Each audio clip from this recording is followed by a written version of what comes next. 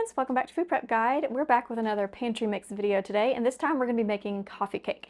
This is going to be a pretty basic, buttery, dense, kind of plain flavored coffee cake, type of thing you might be served at like a Starbucks. We're going to be baking it in a loaf pan, making nice thick slices, and I'm going to show you how we pair it with our home canned jams so that we can change up the flavor and make it a little bit different each time that we make it. This is going to come together pretty quickly, so I'm going to go ahead and preheat my oven to 350 degrees Fahrenheit. Let's get started. As with our other pantry mixes, we're just going to layer the ingredients right into the jar, and we're going to start with 3/4 cup of sugar. I've gone ahead and measured that out for each jar, so I'm just going to pour in 3/4 cup of sugar. And then to that, we're going to add 1/2 teaspoon of salt,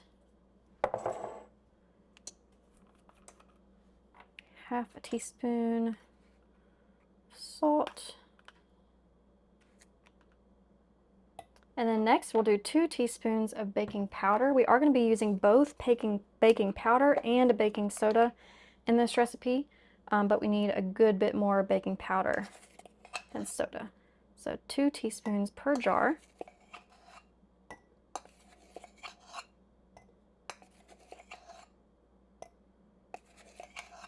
One and two. And then next is going to be your baking soda, and we only need 1/4 teaspoon of that. We buy this in bulk, store it in little jars in the fridge one at a time, and then store the rest just in a closet. 1/4 teaspoon of baking soda. And then next is going to be a buttermilk powder. I know the questions will come, can you use milk powder? You absolutely can use milk powder, but it is going to alter the flavor a bit for this coffee cake. So I do recommend the buttermilk powder if you can swing it. So we're going to do 1/4 cup of that, and I'll put on a funnel for this. I keep forgetting that I put this in a regular mouth jar. I need to get that switched out because I can't fit my cup in there like I could with my wide mouth jars.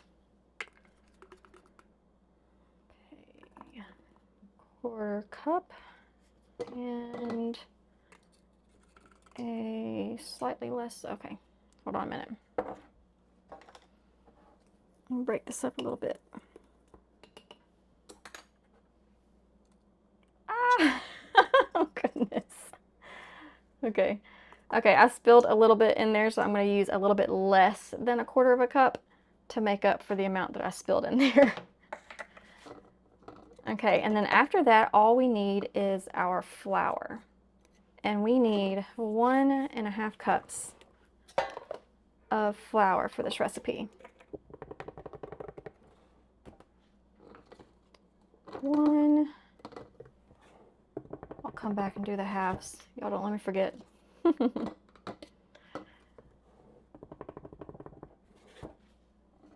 Okay, there's one. Now I need to go back and do the half.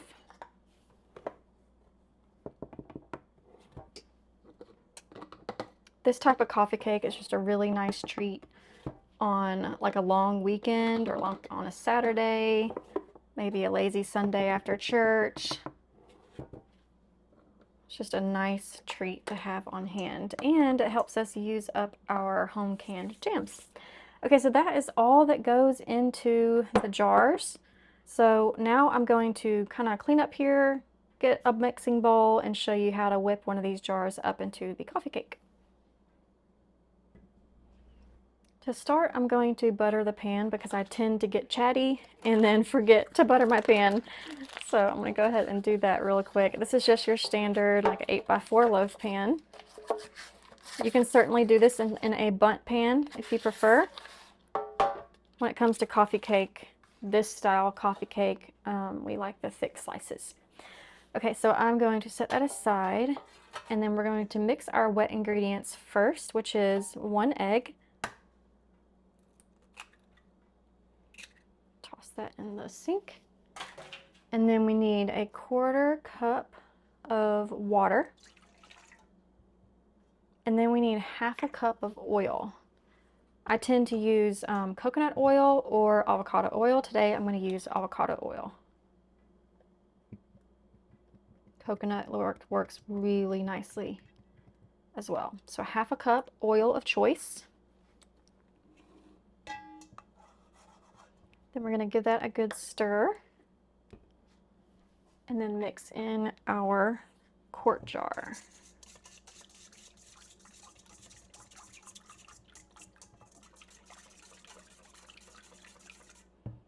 Okay, I'm going to dump in the contents of our quart jar.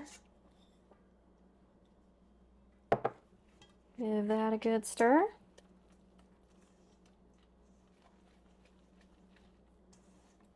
Slowly so I don't lose all my flour. It's going to make a very thick batter, which is going to be good when we go to add our jam. We're going to make it like a swirl type jam.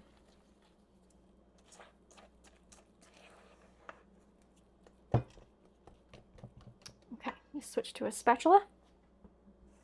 Okay, I'm actually going to add just a little bit of a splash of water. I think when I had that oopsie and poured in a good bit of baking powder in that last jar that I kind of messed up my dried liquid, so let me get that better. I'll show you a top-down view of this in just a minute. Yeah, this is looking much better.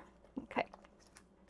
So once that's all nice, and it is a very thick consistency. I'm going to try to show you. It does pour, still pourable, but also very, very thick. Just not as thick as I had it a minute ago. Okay, so I'm going to pour half in the loaf pan.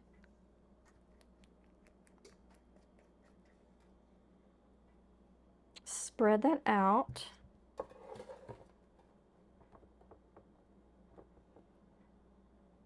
And then we're going to add our jam. We're going to kind of layer it and swirl it in, and then do another layer of the cake and another layer of the jam. Okay, so I really like our blueberry vanilla jam with this. We did can this together on the channel, so I can link that video down in the description box. But any jam will work in this recipe. But I'm just going to put 2, I'll give you a top-down view in just a minute, 2 scoops of this, and then swirl it. And to swirl it, I'm just going to take this little wooden bamboo chopstick that I have here and just kind of start spreading it a little bit. I don't want to poke, I always make the mistake of poking through all the way through the bottom of the batter, which makes the jam sink all the way to the bottom. So I'm trying, if it looks kind of weird, it's because I'm really trying to avoid stabbing all the way through the batter so that this doesn't sink all the way to the bottom. If your jam is kind of, you know, thin and pourable, then you could totally get away with pouring your jam on. Ours is not, it's pretty thick. Okay, I can be a little bit more generous when I do the next layer, but that's good for now. And then we're just going to top off the rest.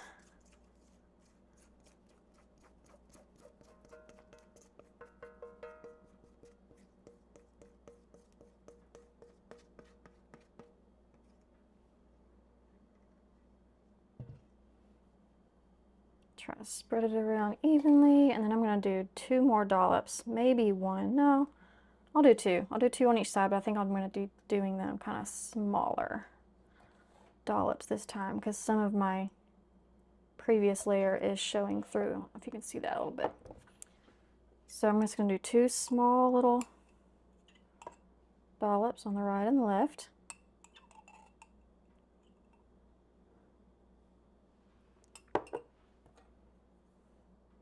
And then try and do a better job of swirling it around, because I don't have to worry as much about hitting the bottom of the batter. It's not going to be as pretty as the bakery, but it will still taste wonderful.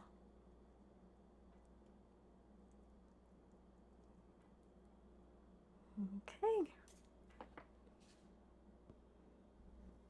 Here's what it looks like from the top down, and then we're going to bake this for 50 minutes or until a toothpick comes out of the center clean.